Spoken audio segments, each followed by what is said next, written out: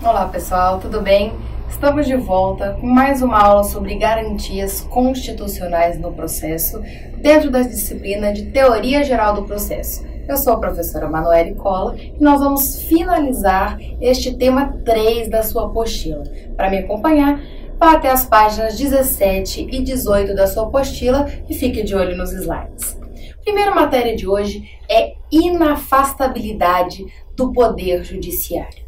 O que isso significa? Nós estudaremos com mais profundidade o conceito de jurisdição, o conceito de jurisdicionado, o conceito de poder jurisdicional. Mas vocês já compreenderam que o Estado detém o direito de decidir os conflitos, as situações problemáticas, litigiosas, que o cidadão vai lá, chama o judiciário, cutuca ele e coloca nas mãos dele para a solução. Quem mais tem esse direito? Só o judiciário. Como é somente o judiciário que tem a possibilidade de decidir pelas partes quando convocado para fazer isso, porque as partes entre si podem solucionar como desejarem, mas quando elas não conseguem, levam até o judiciário, somente ele pode fazer isso. Como só tem ele para fazer, ele não pode deixar de fazer e não pode se abster. Você não pode chegar com uma causa, um processo, um conflito, entregar na mão do judiciário com a sua petição inicial e ele falar, tá muito cheio, não vou pegar. Como um ônibus lotado que passa batido do ponto e você não consegue subir. O judiciário não pode, é por isso que ele está por aqui. Eu distribuo uma ação, ele precisa aceitar, põe na fila. Eu distribuo novamente, ele precisa aceitar, põe na fila. Não significa que ele vai dar uma solução para todas as causas. Se você não atender os requisitos mínimos para que o processo tenha o seu trâmite, juntada de documento, acompanhado de um advogado, um texto legível, que seja possível compreender qual que é o seu conflito, endereço da parte a ser citada, claro que o seu processo será descartado.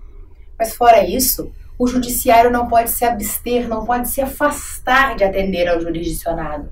Mais uma vez, veja só, artigo 5º da Constituição Federal. A lei não afasta, não exclui da apreciação do Poder Judiciário direito ou ameaça a direito, seja um direito já violado ou sob risco de violação. Então, veja bem, se está no artigo 5º, é garantia fundamental, é direito fundamental. A lei não pode reduzir este direito fundamental. Tem uma ressalva no seu slide que você deve prestar atenção. Não basta o acesso ao judiciário. Não basta que o judiciário pegue a minha causa e diga, vou dar uma solução, a solução é essa. Não basta. Precisa ser um acesso, uma solução justa. Então, se eu não tenho condições de arcar com as custas de um advogado, eu preciso ter defensor público. Se eu consigo contratar um advogado, ou tenho algum advogado na minha família advogando para mim, mas eu não tenho condições de pagar as custas para distribuir o processo, eu tenho direito à gratuidade de justiça.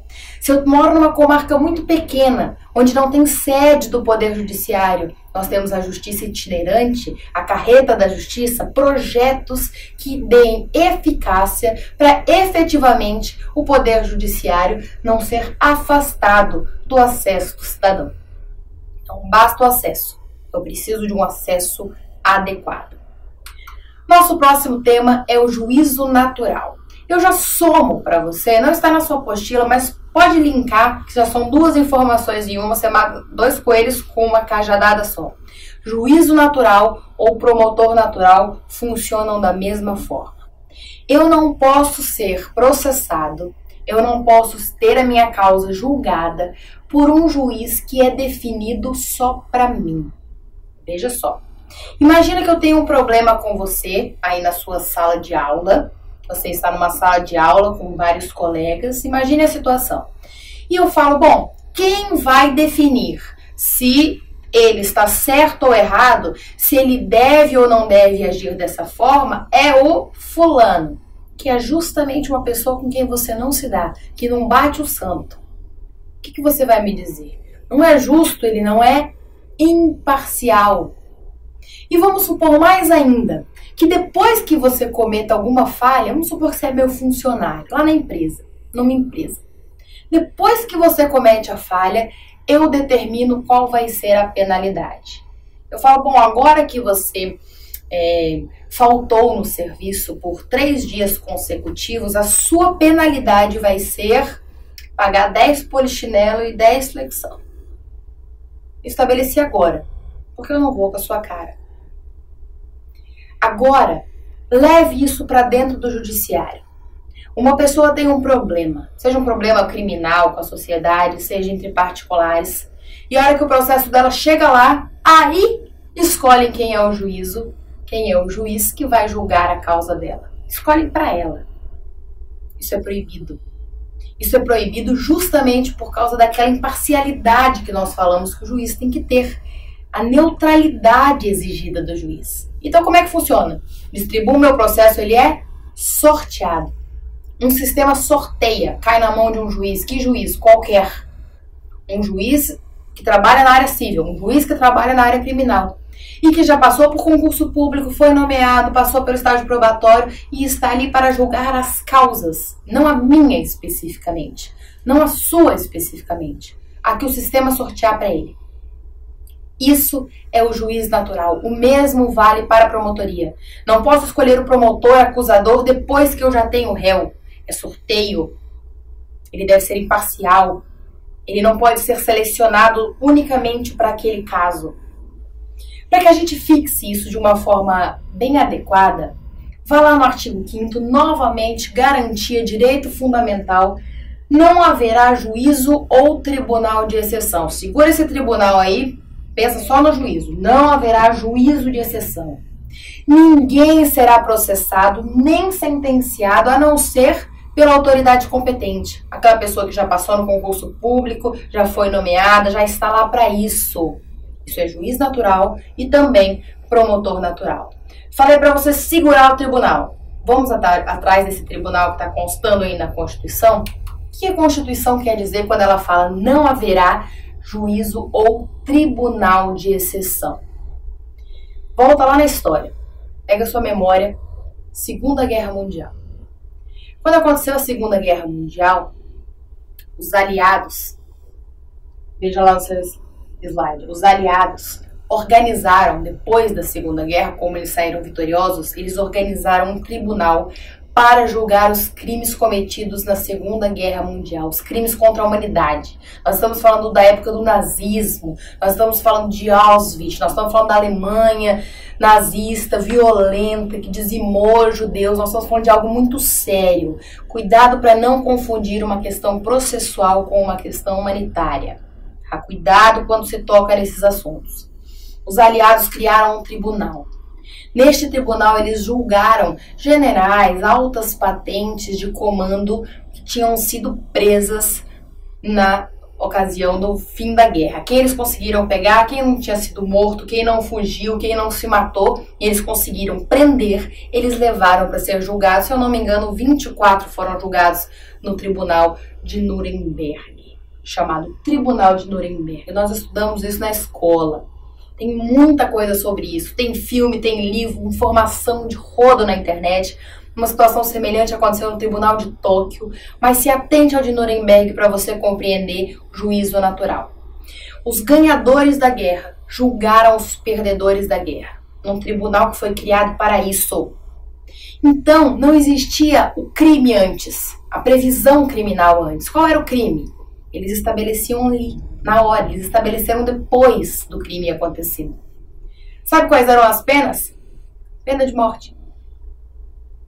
Todas as penas julgadas no Tribunal de Nuremberg, a pena para os crimes era pena de morte. Por quê? Você deve ter pensando, porque eles mereceram. Mas era isso que passa na cabeça de quem criou o tribunal. Você pode garantir que isso foi um julgamento equilibrado? Justo? Imparcial? Imparcial não, né? Você pode até me dizer que é justo, mas imparcial não foi. Eles tinham advogados da parte dos aliados. O advogado era da parte dos aliados. Não é misericórdia pelo réu, principalmente nessa situação de Segunda Guerra. Foca no processo, situação processual. Esquece do que nós estávamos falando. Esquece a Segunda Guerra. Processualmente, um tribunal foi criado para julgar o perdedor. Foi criado pelo ganhador.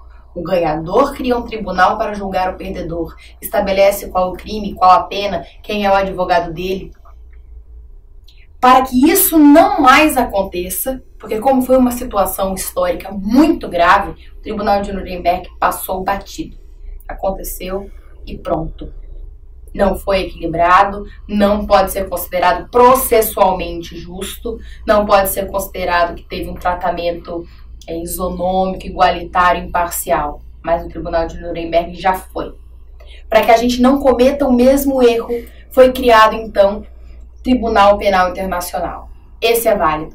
Esse não é um tribunal de exceção, porque ele já foi criado. Ele está lá esperando que alguém cometa um crime contra a humanidade. A partir do momento que uma pessoa cometeu um crime, um ato de terrorismo, uma guerra, um ataque, o Tribunal Penal Internacional pode ser acionado. Tem 100 e tantos países signatários desse tribunal que se depositam a sua parte da sua soberania ali e admitem ser julgados, ter os seus cidadãos julgados por esse tribunal internacional. Ele está localizado em Haia e ele existe antes do problema. Ele já tem a sua lei, as suas normas, os seus procedimentos, a forma como vai funcionar. Se eu cometer um crime contra a humanidade, eu vou ser julgada de acordo com aquelas normas. A norma não vai ser criada depois. O tribunal não será criado depois. Então é disso que nós estamos falando quando estamos conversando sobre juízo natural, promotor natural e a vedação, a proibição de tribunais e juízos de exceção, certo? Por fim, um comentário sobre Constituição e processo. Nas últimas aulas, nós falamos diversas vezes sobre normas previstas dentro da Constituição Federal e que servem, que atendem ao direito processual, atendem ao processo civil, ao processo penal, estando na Constituição Federal. Essa constitucionalização do direito processual é muito vantajosa, porque trouxe para o judiciário, para os procedimentos do judiciário, uma força normativa de garantia de direitos fundamentais, algo que não pode ser reduzido. O processo passou a ser visto como algo que atende a uma função social, e não somente como um meio, um trâmite para alcançar um objetivo. Ele é, por si só, uma forma de exercício dos direitos humanos, uma forma de exercício de garantias fundamentais. O artigo 1º do Código de Processo Civil, já novo, já o de 2015, traz claramente que o processo civil será ordenado, disciplinado e interpretado conforme os valores constitucionais, conforme os valores e normas estabelecidas na Constituição Federal. Não deixa dúvida, ele traz de forma expressa essa consagração dos direitos e garantias processuais dentro da Constituição, trouxe um diálogo muito maior entre constitucionalistas e processualistas. Traz para nós também, como informação, que depois da Segunda Guerra, que acabamos de falar, é comum a gente encontrar nas constituições dos países ocidentais normas processuais. Pense no Tribunal de Nuremberg, nas falhas que aconteceram lá, como isso é grave, como não poderia ter acontecido, como isso reduz o conceito de justiça daquele tribunal e não precisava ter sido dessa forma. Podia ter havido um julgamento muito correto, muito adequado, com as adequadas penalizações, os adequados julgamentos, mas foi um tribunal de exceção. Doutrina.